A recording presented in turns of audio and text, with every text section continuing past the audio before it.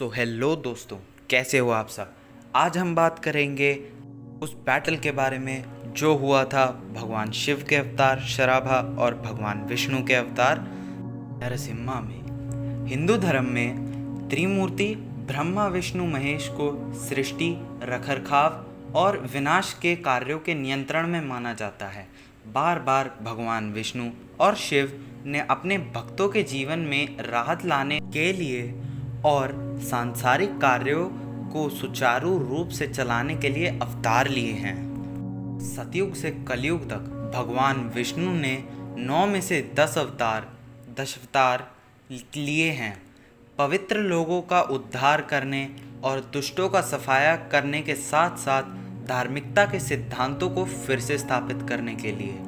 इसी तरह भगवान शिव ने भी बुराई को नष्ट करने और सांसारिक मामलों को संतुलित करने के लिए अपनी अभिव्यक्तियां भेजी हैं, जिनमें रुद्र, वीरभद्र, भद्रकाली, भैरव, हनुमान आदि शामिल हैं। आपने हिरण्यकश्यप की कहानी तो ज़रूर सुनी या पढ़ी होगी, जिसके अंदर वह असुर अपने बेटे का अपने पिता को भगवान के रूप में नहीं बल्कि भगवान विष्णु का सम्मान करने के लिए अपने पुत्र प्रहलाद को मारना चाहता था। जैसा कि हिंदू धर्म के पौराणिक ग्रंथों में उल्लेख किया गया है, प्रसिद्ध सप्तऋषियों के ऋषियों में से एक कश्यप की पत्नी दिति से 2 शक्तिशाली पुत्र थे, हिरण्यकश्यप और हिरण्याक्ष, भगवान विष्णु के आशीर्वाद से। लेकिन दोनों बड़े होकर असुर बन गए। एक बार हिरण्याक्ष ने जबरदस्ती देवी पृथ्वी को ले लिया और राक्षस दुनिया रसतला की ओर चल पड़ा। देवी पृथ्वी और स्वर्ग के सभी देवताओं ने भगवान विष्णु से प्रार्थना की। भगवान विष्णु ने वराह के रूप में अवतार लिया और हिरण्याक्ष की छाती में अपना सींग घुसा दिया। इस प्रकार देवी पृथ्वी को बचाया और उन्हें अपने सींगों पर रसतला से बाहर लाया। अपने छोटे भाई हिरण्याक्ष की मृत्यु के बारे में सुनकर हिरण्यकश्यप को अपने जीवन के लिए डर था और इसलिए उसने भगवान शिव के प्रति कठोर तपस्या की।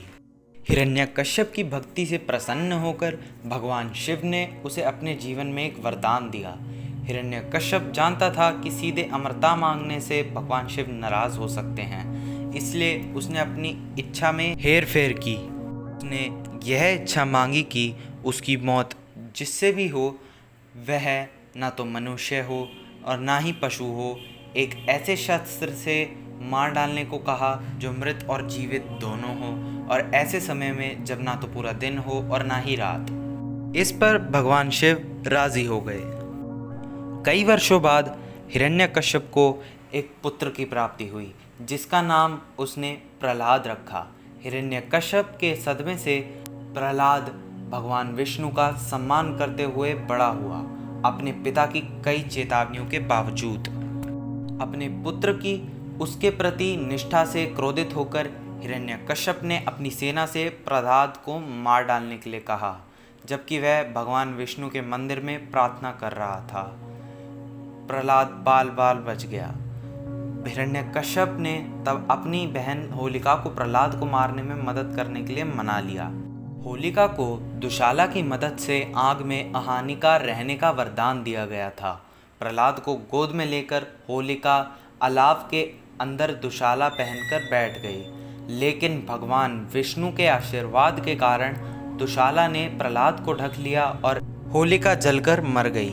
क्रोध में आकर हिरण्यकश्यप ने अपने महल के अंदर प्रहलाद का पीछा किया और डरे हुए प्रहलाद ने एक खंबे के पीछे जाके शरण ली।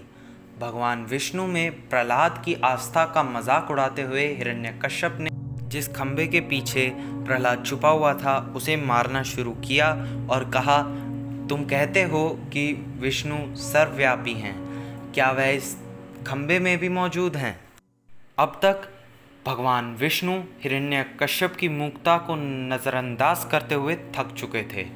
इस प्रकार वह नरसिम्हा के रूप में खंबे के भीतर से प्रकट हुए। भयभीत हिरण्यकश्यप को उठाकर नरसिम्हा की गोद में रख दिया गया। नरसिम्हा न तो मानव और न ही जानवर थे। उन्होंने हिरण्यकश्यप को नुकीले पंजे, शरीर का हिस्सा जो जीवित और मृत दोनों है, के साथ ठीक आधी रात को नरसिम्हा जी ने हिरण्यकश्यप को मार दिया। लेकिन हिरण्यकश्यप को मारने के बाद भी नरसिम्हा जी तृप्त नहीं हुए और उन्होंने अपनी दृष्टि में आने वाले किसी भी व्यक्ति को मारना शुरू कर दिया। यह देखकर सभी देवी देवता भगवान शिव के निवास पर पहुंच गए, उनसे हस्तक्षेप करने और नरसंहार को रोकने के लिए कहा। भगवान शिव ने नरसिम्हा को रोकने के लिए वीरभद्र और भद्रकाली को भेजा, लेकिन नरसिम्हा ने उन पर झपट्टा मारा। यह जानते हुए कि वह भगवान विष्णु थे, प्रतिशोध लेने में असमर्थ वीरभद्र और भद्रकाली दोनों ने आत्मसमर्पण कर दिया। जैसे ही नरसिम्हा उन दोनों को मारने वाले थे, भगवान शिव अपने सबसे विनाशकारी रूप में प्रकट हुए। शरभ, एक विशाल भयावह पक्षी के रूप में हजारों हाथों के साथ। शराभा ने अपने पंख मारकर नरसिम्हा को बेहोश कर दिया, फिर उन्हें दूर तक ले गया। अपनी गलती को महसूस करते हुए नरसिम्हा ने भगवान शिव के सामने आत्मसमर्पण कर दिया, जिन्होंने बाद में नरसिम्हा की खोपड़ी को अपने गले में पहनी खोपड़ियों की माला में जोड़ दिया। तो बस आज के लिए इतना ही। अगर आपको वीडियो अच्छी लगी हो तो प्लीज़ लाइक एंड सब्सक्राइब कर देना। धन्यवाद।